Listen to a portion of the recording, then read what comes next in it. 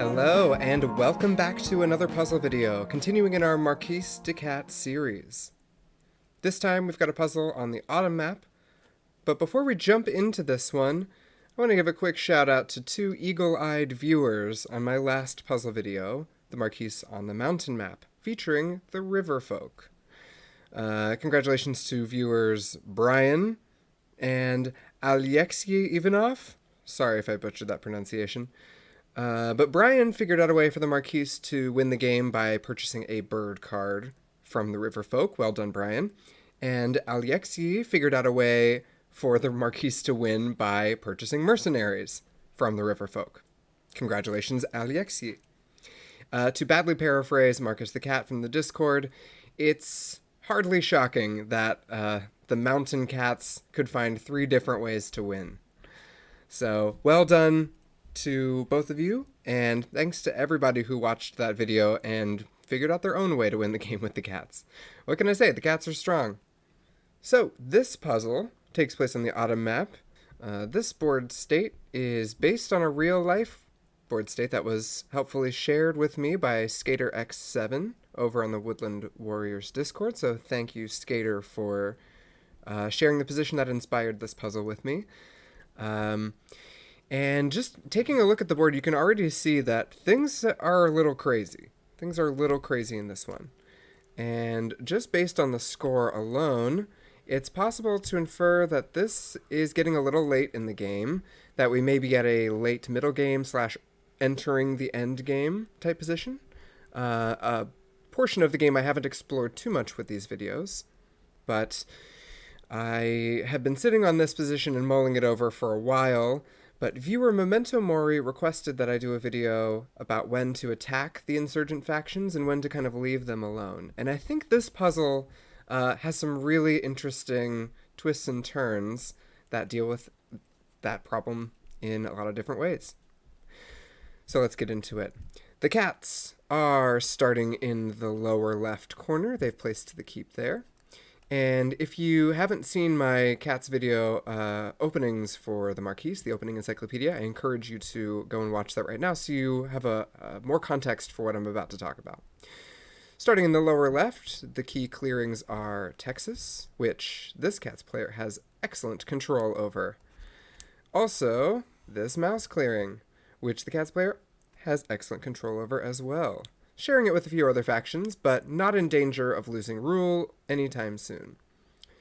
Another key clearing is this clearing, which has 2 undefended sawmills. Usually a pretty scary thing. But the cats player has smartly taken pretty good control over the top left corner, so kind of clamping down on the other faction's ability to infiltrate the back line here, at least for now.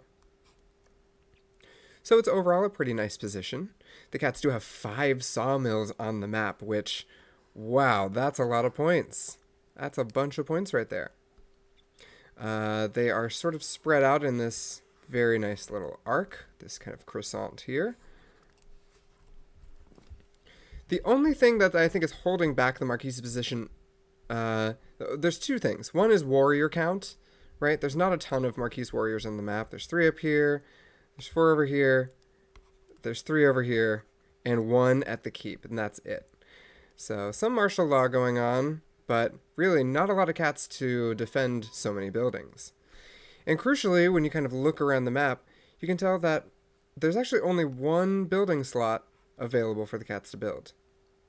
Like I said, this is a late middle game, early end game type position, so oftentimes in these board states, it's a bit crowded, and case in point here, every other building slot has a building. So one of the cat's imperatives definitely going to be to try and find a way to make use of this open building slot. All right. And lastly, in terms of like which threats exist in the position, I would say the Eyrie Dynasties, which is tied for the score of 21, is looking to be in a pretty scary position, and they will definitely be looking to capitalize on any of these undefended buildings. Lastly, there's these 2 sympathy tokens here. One of them is threatening this clearing with 2 other undefended sawmills, plus 2 wood tokens. So what a bonanza for the Alliance that would be. Alright, let's go ahead and take a look at the starting hand. We have a Cobbler and an Arms Trader. Cobbler is a rabbit-suited card. That is an upgrade that says at the start of evening you may take a move. There's no way to craft that at the moment for the cats. And then we have an Arms Trader, which is the sword item card. Helpfully, it's also a bird card. Again, no way to craft that for the cats this turn, so probably going to be used as a bird card, I'd wager. Speaking of crafting, the cats have a sawmill and a mouse clearing, and the set it and forget it strategy is working out great for them. They got a couple of points from crafting, a tea in a bag, not bad. But to get a more full picture of what's happening here, we're going to go ahead and take a stroll through the other faction boards to see what they've got going on. Starting with the Woodland Alliance. The Woodland Alliance is, and I think this is a bit of an understatement, not in a great position. They are in last place in terms of points. We all know that that can be a bit deceptive, but in this case I think they truly are in last place. They have 2 sympathy tokens on the board. The only other clearings they can spread to both have martial law. That's not very fun. They do have 3 supporters, though, so it is definitely possible that they can revolt in one of the clearings that they have sympathy in. Strangely enough, they do have this single warrior here in this clearing, clearly a remnant from an earlier base, which also helps to explain why they have 1 officer. It's a tough game for the Woodland Alliance when they are going into the end game without a base. But helping them to overcome this deficit somewhat is the crafting of the coins. Very nice. And yeah, with 3 supporters and only 2 sympathy, they're going to be able to spread sympathy 1 time, or revolt, and that's kind of it. But if they can pull off a revolt here, that's not bad. They'll be able to spend 1 action organizing, probably, for some additional points. That can be a 5-point swing on their turn, potentially. Let's take a look at the Eyrie. The Eyrie Dynasties are working with the charismatic leader. Alright, they have a nicely developed decree going on.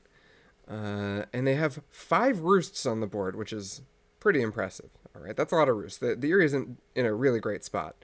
3 of those roosts are in rabbit clearings, and they're recruiting in rabbit, so not a lot of potential to turmoil them there. And then the rest is spread out pretty evenly with move and battle. Battling in mouse clearings is looking to be the way to go. There's a lot of cardboard in mouse clearings. There's 6 points of cardboard currently sitting in mouse clearings. So yeah, the Eyrie is doing pretty good. They've crafted brutal tactics to help them crack through any stalwart defense, like up here or down here. And other than that, there is only 1 build slot left, so it's going to be pretty tough for the Eyrie to open up a build slot. But look at this clearing, right? They're going to definitely get in there and bust that up as soon as they can. Alright, and moving on to the Lizard Cult. Lizard Cult is doing pretty well for themselves at 18 points. Not bad. They have 2 gardens in this mouse clearing. They've clearly kind of captured the Eyrie's starting roost and capitalized on it. But the Eyrie seems to have repaid the favor by capturing the Lizard's starting garden. The Lizards are working with 3 acolytes. They've crafted a tea, and the outcast is currently mouse-hated, which means that those acolytes can be spent very efficiently. When the outcast is hated, it only takes 2 acolytes to convert a building. And they seem to have done at least a little bit of converting on their last turn. But no examination of the Lizards would be complete without taking a look at the Lost Souls as it stands. And as you can see, everything is tied up. 1 mouse, 1 rabbit, 1 fox. When things are tied like this, it means that the outcast marker doesn't move when it gets back to the Lizard's turn. If it were to stay tied, that is. So it would remain in mouse-hated. And with 3 acolytes, there's a lot of buildings and mouse clearings that they could play havoc with. Alright. Last thing to note is that the Lizards have occupied some pretty important clearings, I would say, or at least some pretty valuable clearings for the lizards, particularly up in Canada. Now, for me, the two clearings on the autumn map that are super nice for the lizards to inhabit are Canada in the north and Cancun way in the south. And the reason is that both of these clearings are adjacent to only two other clearings. That makes them nice to turtle up in, makes it a bit inaccessible for other factions, especially if they have to march, all the way across the board to reach them. All right, let's head back to the cats. And let's go ahead and get started with a bird song by placing some wood. We've got 7 wood out. That's a ton. And we have 3 actions to start, plus this bird card. So what should we do with this bird card? Well, obviously, let's go ahead and spend it for a 4th action. All right. And with those 4 actions, the cats are going to want to set themselves up for the best end game possible. To quickly summarize what I think constitutes the best end game possible for the cats, it's going to be scoring points by building, which means accessing this building slot. It's going to be stopping any potential contenders, which means the Eyrie, and to some extent the lizards. And it's going to mean setting yourself up to open more building slots for next turn. So if there's a way to lock this one down and nothing else changes, well, the cats are going to be in the same kind of situation, except there'll be nowhere to build. So with those considerations in mind, I want you to go ahead and pause the video here and come up with the 4 best actions to take to set up the Marquise for the best endgame possible. I'll give you a few seconds to do that. Alright, for those of you who have come up with the best 4 actions possible, congratulations, and let's see what they are. To start off, we got to take a look at how to stop the Eyrie. Stopping the Eyrie is going to be, I think, one of the most important things to do this turn. They are the contender.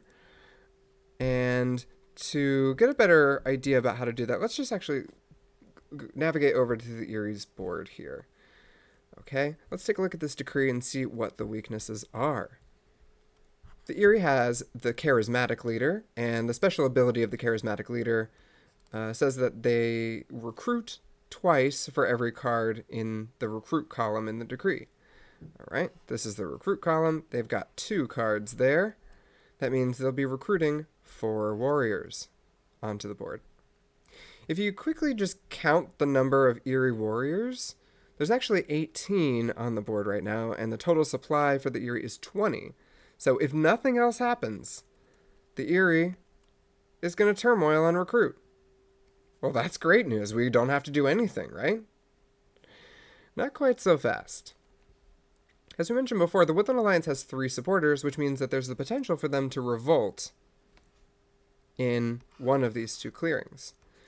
If the Woodland Alliance revolts here, that would knock out this Eyrie bird. And if the Woodland Alliance spends 1 action to do so, they could actually battle another Eyrie warrior up here. And that would put 2 birds back into the supply and therefore not turmoil the Eyrie. Now, the Woodland Alliance might be incentivized to do something just like that, because if the cats have too good of a turn, then they can just win outright. The Woodland Alliance might want to keep the decree online for the Eyrie so they can stop the cats. This is a good example of ways that the board may want to work together to stop the person in the lead, which is soon to be the cats. So, to prevent such backdoor shenanigans, it's going to be important to remove the cause of at least one of those Eyrie warriors' demise. Specifically, by battling the sympathy in the mouse clearing. Alright, that just gives us a point. We do reveal our hand to the Woodland Alliance, and the Woodland Alliance will take a supporter, another supporter, from the top of the deck, putting them up to 4. Next, having dealt with any potential assistance the Eyrie might get in keeping their decree online, we're going to have to take a look at how to capitalize on this open building slot by, you guessed it, marching.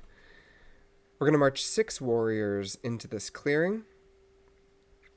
And I've just left this one behind here. I think it's probably possible to leave a warrior behind here as well, kind of based on what you want to do on your next turn. But I think either is serviceable. And having done that, we now rule this clearing, which means that we can, of course, build our 6th sawmill for 5 points. Look at that. We got them all on the board. They're all out there. That's a ton of points, to be sure. And notice, too, that the wood to build that sawmill all came from this clearing. Interestingly, by battling the Woodland Alliance in this clearing and leaving this sympathy alone, we actually leave open the possibility that the Alliance can revolt in this clearing. Madness, you might say. But what I see is that would destroy this sawmill, replacing it with a base. And it would destroy this sawmill, replacing it with an empty building slot. Just the thing the cats need to build one building and win the game. All right? We kind of want the Alliance to revolt there, is what I'm saying. All right, having built, that means we have 1 remaining action. And this last action is kind of deep. So if you've made it this far, congratulations. You are already an excellent Marquise player. But for the truly masterful Marquise player, it's going to take gazing into the future a little bit. So I want everyone to take this moment to pause the video once again. Perhaps scrub through back to the player boards to take a closer look at all of those. And figure out what the best 4th action is to set up the cats for the best turn possible. All right, I'll give you a couple of seconds to do that. All right, for those of you who paused the video, well done. Let's see if we got it right. So the player board to focus on for this next section is going to be the lizard cult. Specifically, their outcast. Currently, the outcast is Hated Mouse, which means that there's some vulnerabilities here for the cats. If you look at the mouse clearings, there's an awful lot of buildings in mouse that can be taken over by the lizard cult. I mean, they probably won't build in this one with all the warriors there, but, you know, imagine that one of these is replaced by a garden and, you know, a couple of lizard warriors. Right? They could just replace this cat and this recruiter, let's say, with a garden. As the cats, you're going to have to go in and battle the lizard. If they can recruit again, it's going to be even harder. You're going to have to get rid of the garden. All of that just to build one more time. It's going to be a nightmare. Pretty tough. So, we want to see if we can get the outcast out of Hated Mouse. Out of Hated Mouse. And the way to do that is to look at the lost souls. Currently, it's all tied up. 1, 1, and 1. And when it's all tied, things stay the same. So, this is where things get a little bit deep. Because of the actions we've taken so far, we're going to be turmoiling the Eyrie. So let's take a look over at the Eyrie's decree. The decree, you'll recall, when turmoil occurs, goes into the discard pile, which actually means that it's going to go into the lost souls.